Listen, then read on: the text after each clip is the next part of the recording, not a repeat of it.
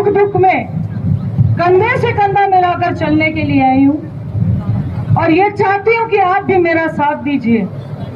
आपने 75 साल ऐसे काट लिए, थोड़ी सी इसमें और गुंजाइश रखिए।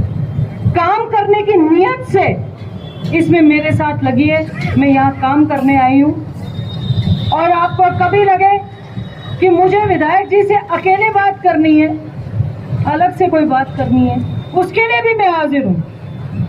मेरे पास जितने लोगों के टेलीफोन आते हैं, मैं बोलती हूँ मैं उधर जा रही हूँ जी, आज मैंने बताया लोगों को पहाड़ी जा रही हूँ।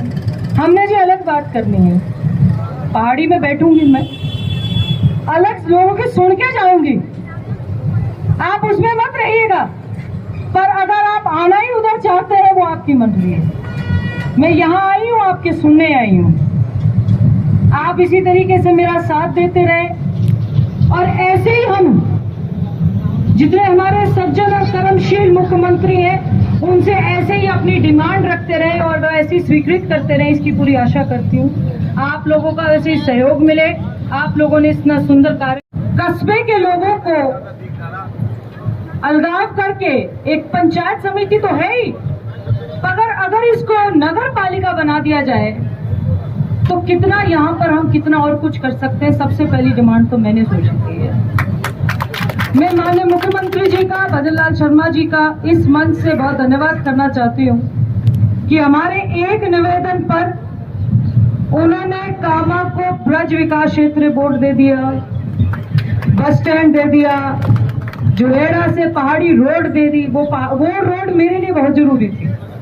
जो जुरेड़ा से पहाड़ी रोड थी वो मेरे लिए तो बहुत जरूरी थी, आप लोगों के लिए तो थी। मेरे घर से लेके पहाड़ी तक की वो रोड मेरे लिए ज्यादा जरूरी थी, उसको पास कर दिया। स्वास्थ्य केंद्र को अपग्रेड कर दिया। पहाड़ी की एक डिमांड रखी हमने, मैंने पहाड़ी की 2 डिमांडें रखी थी, एक मुंसिफ कोर्ट और दूसरी नगर पालिका। तो सीएम साहब का दिल इतना बड़ा है, कहने लगे चौधरी साहब इस बार नगर पालिका ले लो, अगली बार मुंसिफ कोर्ट ले लो। तो मैं इस मंच से माननीय मुख्यमंत्री जी का धन्यवाद करना चाहती हूँ, जिन्होंने इतने खुले मन से सारी हमारी डिमांडों को स्वीकार किया, स्वीकृत किया और 4 महीने के अंदर जो पहला बजट हुआ उसमें इतना कुछ पास कर दिया, कभी इतिहास में कभी नहीं हुआ है। अब मेरा आप सभी से निवेदन ये है, क्योंकि हम पंचायत समिति में खड़े हैं, हमारे अजीज पंचायत की मलकियत रखने वाले हमारे सरपंच आसपास बिरादरी से आए हुए हैं।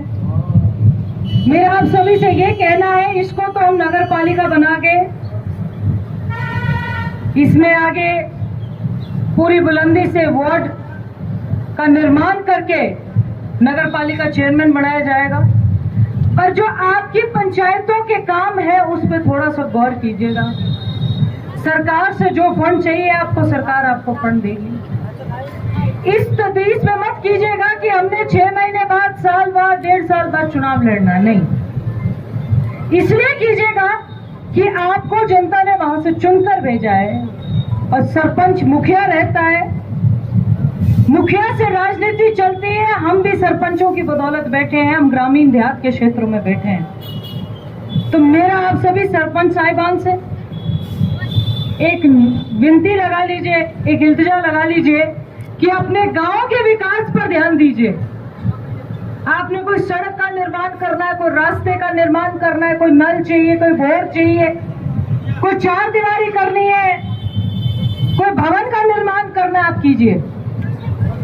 पर अगर आपको लगेगा कि बस हमें समय काटना है तो समय तो वैसे भी कट जाएगा,